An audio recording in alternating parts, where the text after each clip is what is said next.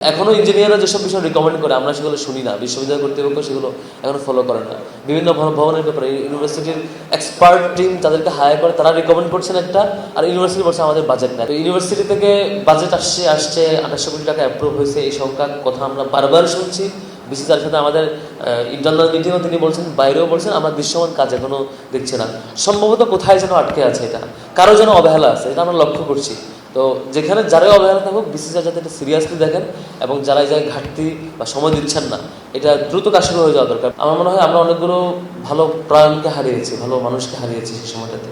তো বিশ্ববিদ্যালয়ের এই জায়গায় ভাববার জায়গা আছে যে হচ্ছে শুধু আমরা আসলাম, একটা শোক রেডি করলাম, ফুল দিলাম, নীরবতা পালন করলাম, বক্তৃতা দিলাম, এর মধ্যে যদি আমাদের দায়িত্ব শেষ হয় এবং এর মধ্যে আমরা আমাদের এই এজেন্টটা ক্লোজ করে ফেলি, প্রত্যেকবারই আসবে, বাট আমাদের কোনো ঠিক হবে না। আপনি দেখবেন এখন SM হল, মহসিন হল, ইভেন জগন্নাথ হল, বিভিন্ন হলে বিভিন্ন ভবনের ব্যাপারে এখনো কনসার্ন আসে, লিখিত কনসার্ন আসে, মৌখিক কনসার্ন আসে, ইভেন বিক্ষোভ মিছিল হয়।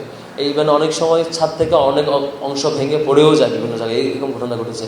শিক্ষার্থী আহত হয়েছে এবছর, এমন হয়েছে। আমার মনে হয় বিশ্ববিদ্যালয়ের জায়গায় ভাববার জায়গা আছে। এখানে যেটা ঘটেছিল যে সবাই জানতো এটা ভেঙে যাবে, ইভেন হল প্রভোস্ট জানতো, ইউনিভার্সিটি প্রশাসনও জানতো।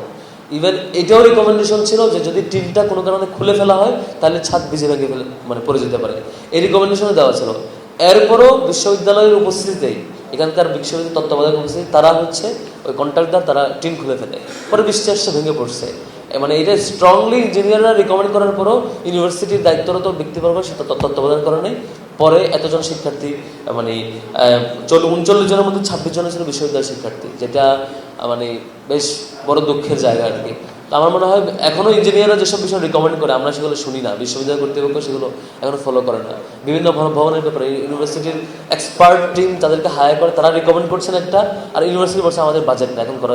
ইভেন এটার ইতিহাসও ঘাটছে যে 5-6 বছর ধরে ইঞ্জিনিয়াররা রিকমেন্ড করছিল যে এটা ভবনটা চেঞ্জ করা দরকার, এটা ভেঙে ফেলা দরকার, কিন্তু ইউনিভার্সিটি বারবার বলেছে যে হচ্ছে আমাদের বাজেট নাই। হ্যাঁ, মূল্য দিয়েছেন, 39 জন মারা গেছে, পরে আপনি 5 তলা বিল্ডিং করছেন, এই 39 জনের বিনিময়ে কি কোনো বিনিময় দিতে পারবো আমরা?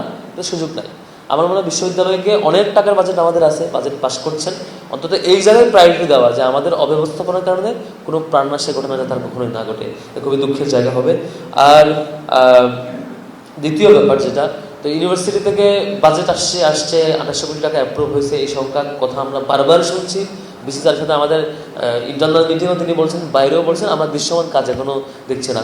সম্ভবত কোথায় যেন আটকে আছে, এটা কারো যেন অবহেলা আছে, এটা আমরা লক্ষ্য করছি।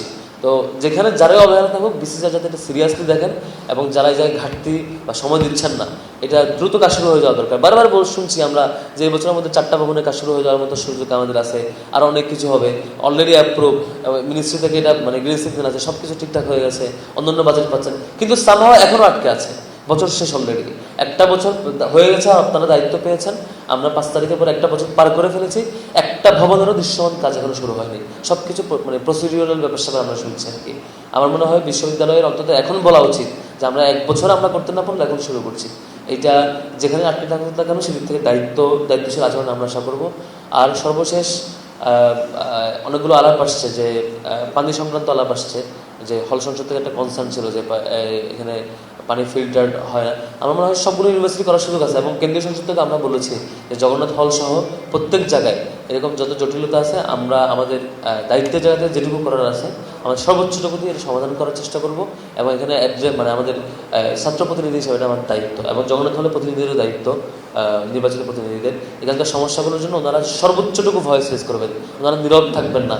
কারো এরকম হাইকোর্ট দেখানো, এখানে না এখানে আমরা পারবো না, বিসি পারবে না, অমুক পারবে, এগুলোর কাছে ওনারা থেমে না গিয়ে বরং প্রত্যেকটা প্রবলেম অ্যাড্রেস করার জন্য ওনাদের এগিয়ে যাওয়ার দরকার।